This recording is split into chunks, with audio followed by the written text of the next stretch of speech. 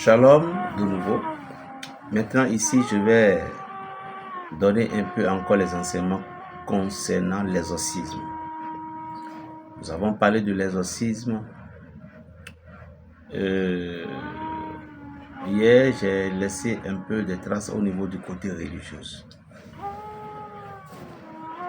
Vous voyez, au cœur de l'exorcisme, il y en a des attaques imprévues. Et quelles sont ces attaques? Au cœur de l'exorcisme, il y avait des attaques. Les attaques qu'il y avait est que les démons peuvent rendre l'individu malade. Et souvent, il y en a deux maladies que ces démons donnent.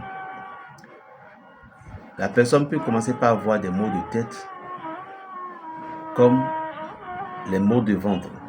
Ce sont ces deux choses-là que les démons arrivent vite à injecter sur un individu, donc vous êtes en traitement de l'exorcisme. D'autres, troisième méthode, l'ennemi peut utiliser des vertiges, les vertiges et des crises. Moi, l'exemple que j'ai effectué dans ce domaine, spécialement avec une fille aussi, je vous dis qu'on pratique l'exorcisme là au moins plus de 7 fois par jour sur une même personne. C'est Dieu qui nous a tellement sauvés. Et si vous avez maîtrisé bien, ce sont eux qui vont vous donner aussi le code de l'invisible.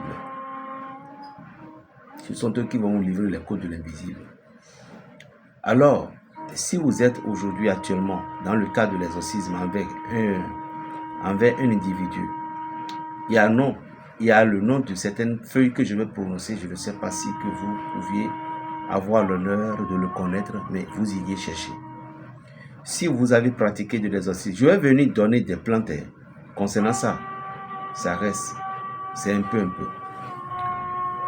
Vous suivez seulement, vous partagez, vous abonnez, vous likez aussi, ce qui donnera aussi un peu de courage. Et si vous êtes actuellement dans ce cas, vous délivrez quelqu'un, puis les maux de tête, les maux de ventre, les maux de tête là, les ennemis en train de leur arracher la mémoire, ils sont en train de traumatiser leur mémoire, ceux qui ne parlent pas, ne révèlent pas des choses, c'est pourquoi ils ont les maux de tête. Ou les maux de ventre, juste pour qu'ils ne parlent pas toujours. Vous allez chercher de l'huile de coco. Vous allez chercher l'huile de coco elle-même, ce qu'on appelle agonkemi.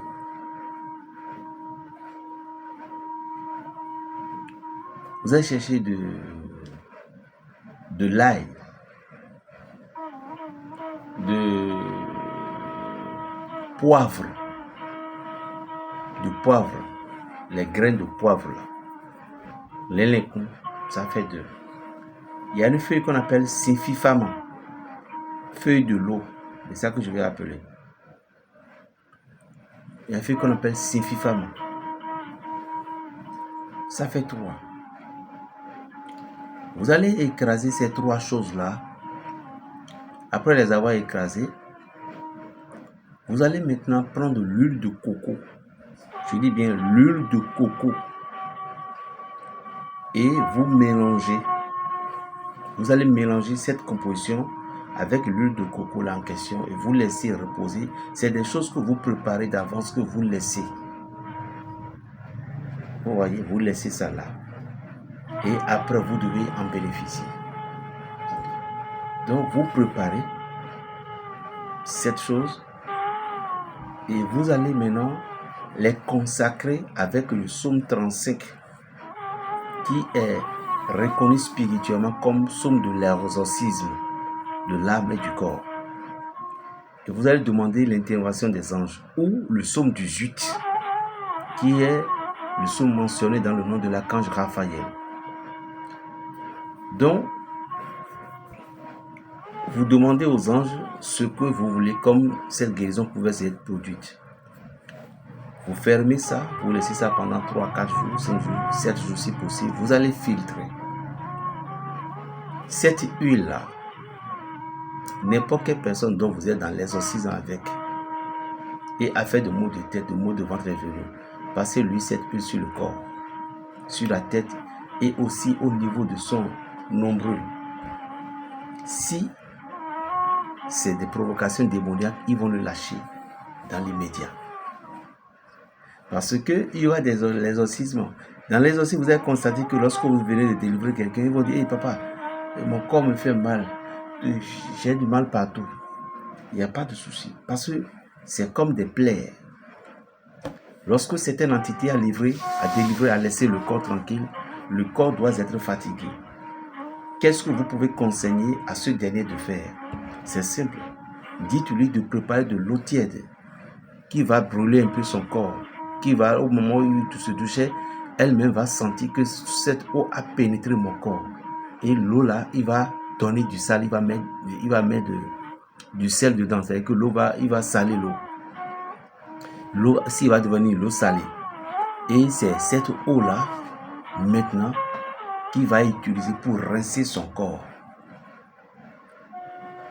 Donc, à toute personne que vous pratiquez de l'exorcisme, et vous finissez de prier pour lui, vous finissez de le délivrer, et puis le lendemain, le corps lui faisait mal, tout, c'est normal que cela vous... C'est pas d'avoir peur. Et de toi, lorsque on vous a amené quelqu'un qui est possédé, quelqu'un qui est ci et ça, il faut toujours avoir l'habitude de demander aux parents: avez-vous parti? Est-ce que vous êtes parti à l'hôpital? Qu'est-ce que les docteurs ont dit? Il faut toujours vous renseigner au niveau étape physique de l'individu. Ce n'est pas tout chose qu'on dit qu'il est possédé ou bien il est malade, tout. Même si un malade est venu vers vous, ayez le soin de lui poser la question: est-ce que Mikla est Totokuya? Est-ce que vous l'avez amené d'abord à l'hôpital? Oui, on était à l'hôpital. Ah, ok. Qu'est-ce que les docteurs ont dit? Ils ont dit dans ça. Ils ont dit des analyses, on n'a pas trouvé. On a fait jusqu'à rien n'est trouvé. Là, vous devez comprendre exactement que le cas là est à vous. Mais il y a des choses qui ne sont pas affaires de l'exorcisme. C'est des affaires de l'hôpital. Mais vous ne voulez pas, vous voulez montrer que vous êtes... Non. Cela ne marcherait pas comme ça. Ça ne va pas marcher comme ça. Vous pouvez vous créer des problèmes aussi. Parce que si le problème de la personne, si c'est les maux du cœur, maux de ventre, maux de ci, maux de ça, et puis c'est l'hôpital, vous vous dites que vous êtes là pour prier sur lui, mais les douleurs là vont continuer. Il y a des gens, même on travaille, on prie pour eux, on dit va à l'hôpital. Donc on ne pratique pas de l'exorcisme dans n'importe quelle manière. Renseignez-vous d'abord sur la vie de l'individu. Si la personne était malade depuis des années, et puis il est venu vers vous, ça dépend de ce que vous devez lui faire d'abord. Premier, quand un malade est venu, quelle est la première méthode? C'est de désactiver d'abord la personne, c'est-à-dire que le désenvoûter. Le désenvoûter en même temps le protéger. Le protéger à ce que au moment où vous l'avez désenvoûté, c'est-à-dire qu'au moment où vous avez désenvoûté tout, maintenant, ce que vous allez lui faire, il ne faut pas qu'un individu encore vienne pour bloquer. Gardez ceci, nous verrons la suite. Appelez-moi Berger Raphaël le Béninois, le sorcier du Saint-Esprit. Que le Dieu Tout-Puissant soit miséricordieux envers tous. Que Dieu vous bénisse. La paix dans les cœurs. Plus 229 01 le 95 26 41 46. Shalom. Bonne fête de carême à nous deux. Merci. Shalom.